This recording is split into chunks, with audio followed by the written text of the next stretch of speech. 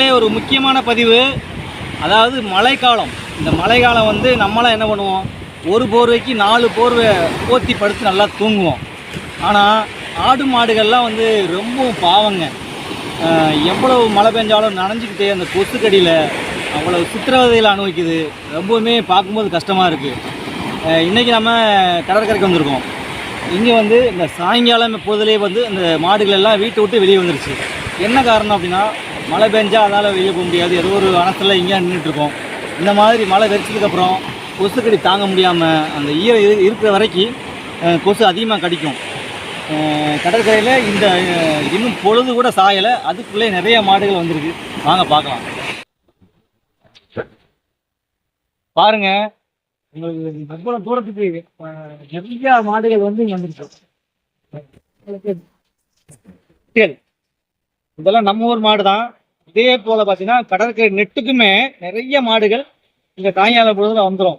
இதே மழை பெஞ்சுன்னா அது எங்கேயும் நகர முடியாது. ஏதோ ஒரு இடத்துல கொசுக்கடியில் கீழ்கடியில் ரொம்பவுமே அது கஷ்டப்படும். பாருங்க, இதெல்லாம் நம்ம ஊர் மாடு தான். போயிட்டே இருந்தால் நிறைய மாடுகள் வந்து இந்த கடற்கரையை பார்க்கலாம். முடிஞ்ச அளவுக்கு மாடு வளர்க்குறவங்க தயவு செஞ்சு நல்லபடியாக அந்த மாட்டுக்கு உண்டான அந்த கொட்டையை அமைச்சு நல்லபடியாக மழையில் நனையாமல் பாதுகாக்கிறதுக்கு. ஏன்னா நம்மளும் ஒரு உயிர் தான். நம்மளால ஒரு நாள் கூட அந்த கொசுக்கடி தாங்க முடியாது. அந்த மாடு தினஞ்சனம் மழை காலங்களில் எவ்வளவு சித்திரவதைகளை அனுபவிக்குது ஆடு மாடு உணர முடியுது. தினமுமே பாருங்க, கடற்கரைக்கு வந்து நிற்கிது. மழை பெஞ்சா கடற்கரைக்கும் வர முடியாது. ஏதோ ஒரு ஓரத்தில் ரொம்ப கஷ்டப்பட்டு இருக்கோம். இந்த அளவுக்கு இந்த வீடியோ ஷேர் பண்ணுங்க.